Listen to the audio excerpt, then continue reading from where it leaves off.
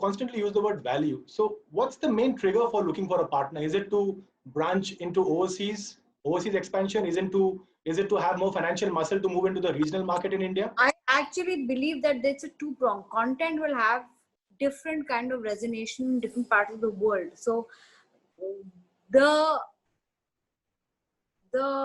beauty of a platform is that it is different things to different people. It's a prism. It's not like television that at this time I'm showing you this only. I'm giving you 500 different types of content. So if I have 100 shows for the international viewer, I can have 400 shows for the regional mass Indian market. That kind of growth strategy. That's why when you go onto Netflix, they show you the program that you'd like to watch. Right. And there's a whole ocean out there of content that you're not even familiar with. Very, very customized also. Yeah. It's so customized, absolutely homogenic. I mean, absolutely content which is not in any way, what should I say, for one type of community, absolutely open, unilateral content. This is the world that we're going into, So I don't really look at growth being only in tier 2, tier 3, or growth being only global. It's going to be on content everywhere. Plus, one very big point, I mean, my shows work so big in places which are now becoming the growing economies like Africa.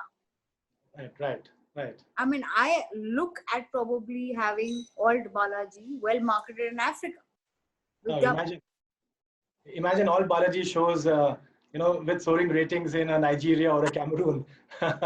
So in a lot of countries in Africa, Kumkum Bhagya is the most popular show. Wow. That actually made me realize that there's a resonance of some kind of Indian lifestyle with countries which are now growing into weddings. So, and their own industries. Hollywood is there, but so is Bollywood, so is Indian television. But clearly, you feel that in the long term, to take Balaji Telefilms to the next stage of growth, having a partner would be helpful. Is that right?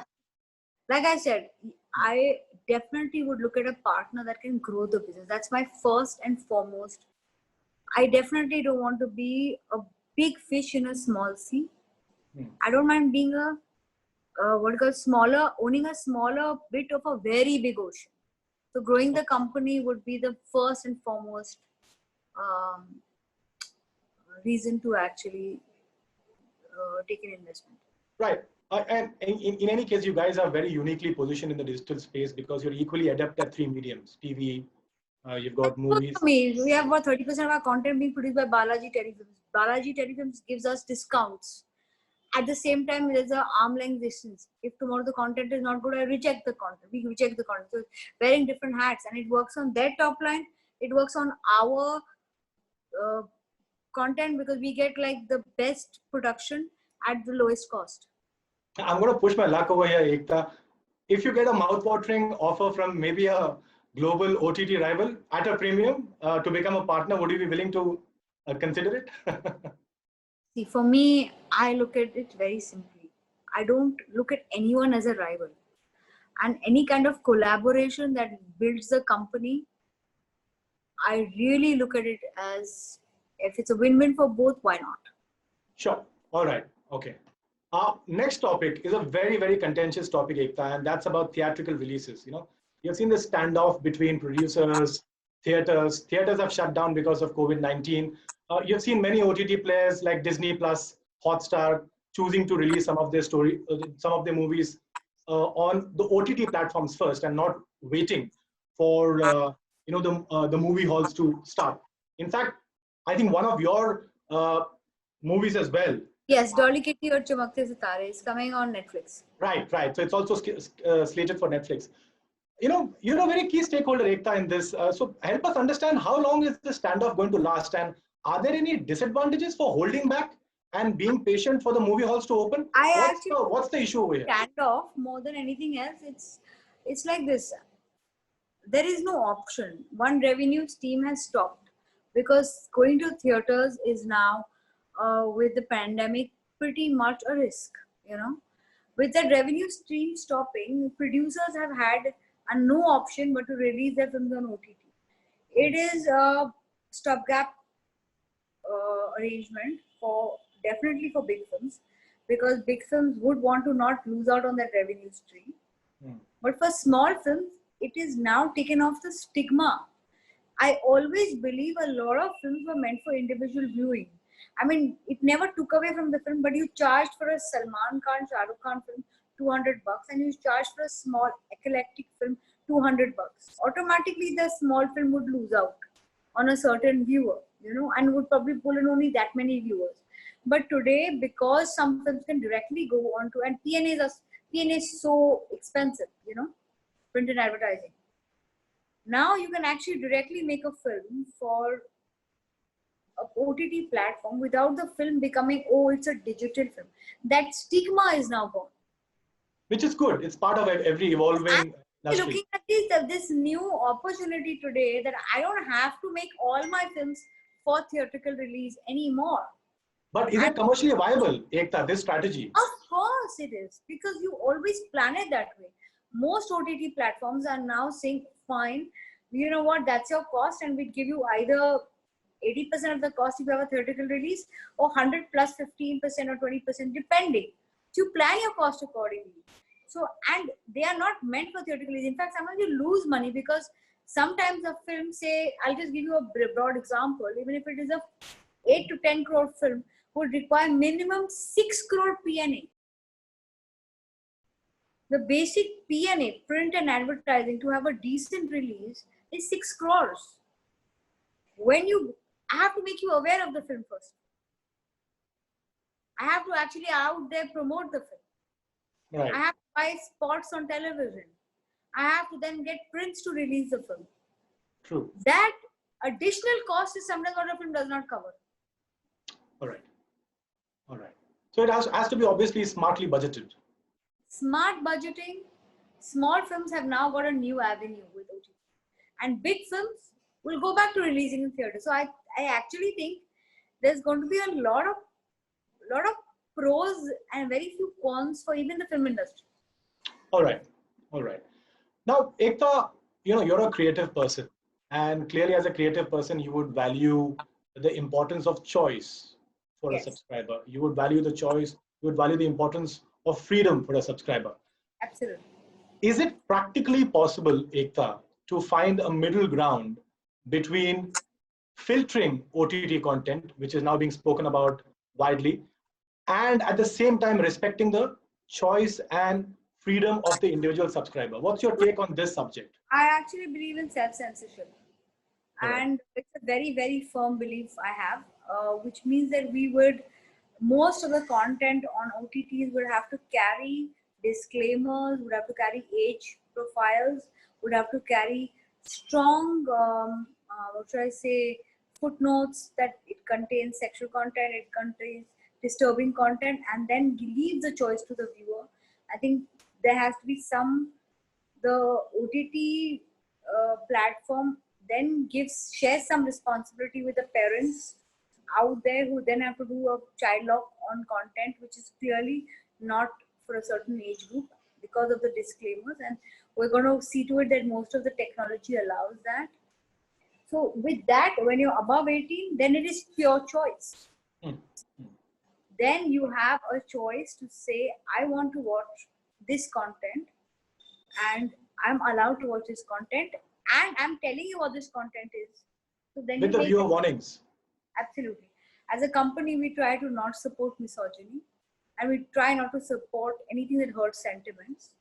But on a legal and an absolutely company to company issue, we would definitely have self-censorship as the first and foremost need of the hour. Fair enough. Fair enough. Now, Ekta, at the beginning, I'd spoken about one of your clutter-breaking movies, which you had backed, which is Udta Punjab. That's not the only clutter-breaking movie. And I've been looking at the series of movies that you guys have backed in the past, and these are perhaps stories that nobody else was willing to tell. Lipstick Under a Burqa, Shore in the City, Lutera. So what's next on the calendar when it comes to similar unconventional, unorthodox themes? Or Chamakte Sitare and Paglat. Okay. Both films. One is made by this beautiful woman. She's a fantastic maker, beautiful inside out. I think everyone has seen her work in Lipstick Under My Burqa, you know, Alankrita. And now the second one is produced by an Oscar winner, Guneet Monga. As a company, we're completely, of course, keeping costs and see that we don't go into the red in any way because we do better, good pre-sales with our big films. That's where mom comes in. Huh? That's where your mom comes in. My mom comes in, but I always tell my mom that, you know, some films should be made for the company to give birth and encourage fresh talent. And these movies will have to then be sold with the bigger ones so that they cover their costs and they don't take our investors into the red. But like both the films are being sold now on OTT at a decent profit. So it's a win-win for the investor. It's a win-win for the creative talents, because we as a studio want to support and back without losing money, because then it actually defeats the purpose. These films have to make money for the investors to then get made again and again. Right. There has to be a good. Paglet is very interesting. It's a very interesting script that Guneet has, and the second one which we've loved and now is going to come directly to the OTT is Dolly Kitty or Unke Chamakte Sitare. I think it's a beautiful story of women, their sexuality, and their need to live out and express themselves. Right. All the best to you for these new concepts. In fact, Ekta, before we wrap up, there's a small little segment, you know, we have. I'm trying this for the first time. I'm sure you've tried this earlier, and that's our rapid fire round. So allow me to indulge 5 fun questions, right? So are you ready? Yeah. Are you ready? All right. So your first rapid fire question is, which performance by an actor in which OTT show or series is the best in India so far? Nawazuddin in Sacred Games. Wow. I love Nawazuddin. So great choice. Secondly, which of these 3 is Balaji Telefilms most likely to make in future? All right. Very interesting choices. So listen to me carefully. A fantasy saga like Game of Thrones, a political thriller like House of Cards, or a show based on the drug mafia like Narcos? Take your pick. Narcos. Are you a Narcos fan? Of course, I'm a Narcos fan. I'm a Game of Thrones fan also. But I think budget-wise, I will go first for the Narcos and then it at the Game of Thrones. All right.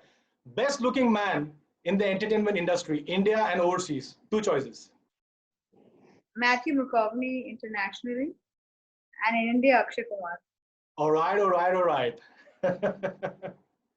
All right. As a boss, would you like to be loved, feared, or respected, and why?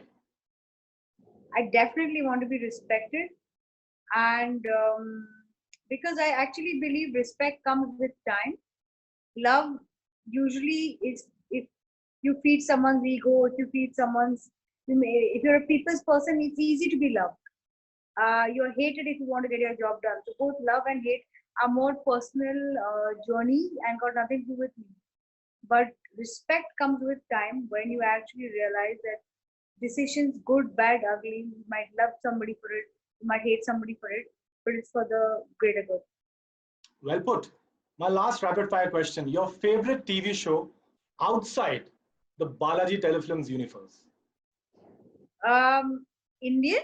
You want to know in Indian? Indian or overseas? Overseas is definitely Killing Eve. I love the show. Fleabag. I mean, I'm a Shonda Rhimes fan, and now I'm a Waller-Bridge fan. But yeah, in India also, I should be saying an Indian show. Our guys have done some superb work. Mirzapur. Wow, great. We're all waiting for the next season. All right, Ekta. So before I let you go, you know, you've clearly been a role model for both men and women, but especially women, you know, who are chasing creative pursuits in the media, content, and entertainment industry. So what's your message for all the ladies out there who are watching this interview on money control platforms?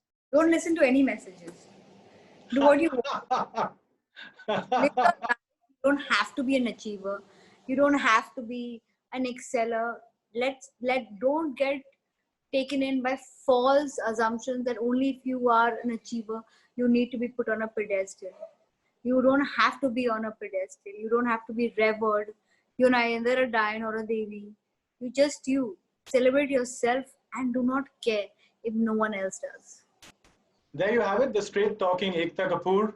The last word rests with her. Ekta, thank you so much once again So much, for Rashmi. taking out time and Thank speaking to Money Control. Thank you so much for having me. Stay tuned, guys, to Money Control for more news, views, and updates.